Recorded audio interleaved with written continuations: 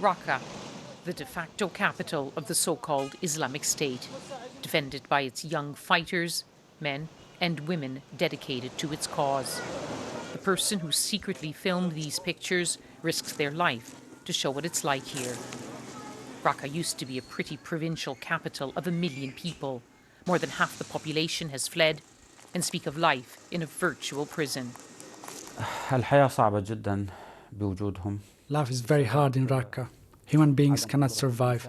There is no freedom. Cafes are closed. Internet is not allowed. Hospitals and schools have been taken over. Airstrikes have not helped. They just destroyed buildings. Britain joining the campaign might help reduce Daesh fighters, but will not destroy them. These images show the impact of recent American bombs hitting Raqqa. British planes are now in this fight to destroy an extremist group whose reach now extends far beyond this region. 300 miles away, the capital Damascus is firmly in President Assad's hands. Today, his information minister told me if Britain is serious about fighting IS, it must work with them. There's an important issue here. Any country that fails to coordinate with the Syrian army and the Syrian government is not fighting Daesh. They're just pretending to do so and to look good in front of their parliaments and people. They might bomb and they might carry out airstrikes, but it won't win the fight against terrorism. It's all noise of bombing and propaganda with no results on the ground.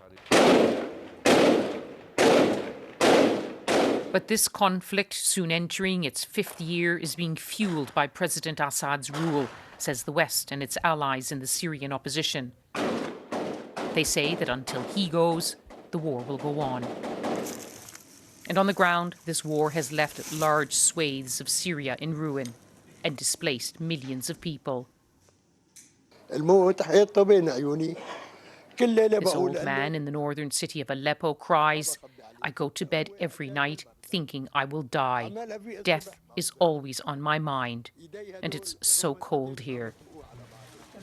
Britain has also promised to push for a negotiated end to this punishing war.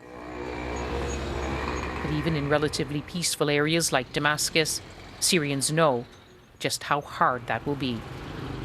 Britain's entry into the air campaign will focus on more effective targeting of IS. But this is not a war that can be won from the air. Dangerous battles on the ground still lie ahead, as well as the toughest of political questions, which means that this war in Syria is certain to be a long one. Lyse Doucet, BBC News, Damascus.